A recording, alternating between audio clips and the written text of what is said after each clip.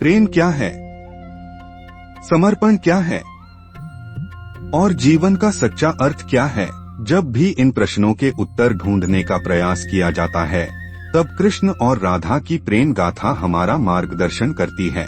राधा केवल कृष्ण की प्रेमिका नहीं थीं, वे उनके भक्ति और आत्मसमर्पण का प्रतीक थीं।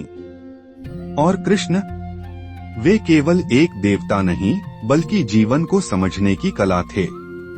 उनकी बांसुरी की मधुर धुन हमें सिखाती है कि जीवन में हर परिस्थिति में मधुरता बनाए रखना ही सच्ची साधना है। राधा कृष्ण से, कृष्ण, यह संसार मुझे ताने देता है कि मेरा प्रेम अधूरा है क्योंकि मैं तुम्हारे साथ नहीं हूँ। क्या प्रेम का अर्थ केवल साथ रहना ही है? कृष्ण मुस्कुराते हुए, राधे, प्रेम आत्मा का मिलन है, देह का नहीं। जो प्रेम पाने के लिए किया जाए वह सौदा है।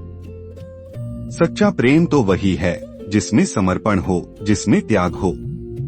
प्रेम तब पूर्ण होता है जब आत्मा ईश्वर में विलीन हो जाती है। राधा कृष्ण, जीवन में कितनी कठिनाइयाँ हैं, कैसे इससे पार पाया जाए? कृष्ण, राधे, जब नदी बहती है तो उसे चट्टानों से टकराना पड़ता है, लेकिन वह रुकती नहीं। जीवन में भी बाधाएं आएंगी, पर यदि तुम कर्मयोग के मार्ग पर चलोगी तो कोई भी कठिनाई तुम्हें रोक नहीं पाएगी। कर्म करो, फल की चिंता मत करो, यही गीता का संदेश है और यही जीवन का सार है।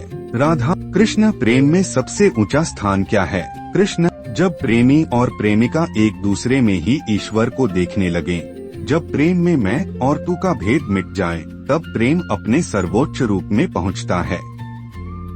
यही भक्ति है, यही आत्मज्ञान है। राधा मुस्कुराती हैं, उनकी आंखें दिव्यता से भर उठती हैं। राधा और कृष्ण की कथा हमें प्रेम, भक्ति और कर्मयोग की सबसे ऊंची सीख देती है।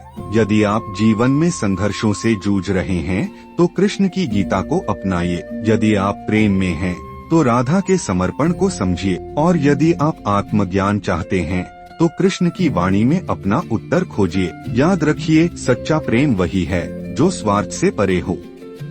सच्ची भक्ति वही है जिसमें अहंकार न हो, और सच्चा जीवन वही है जो धर्म और कर्म के मार्ग पर चले।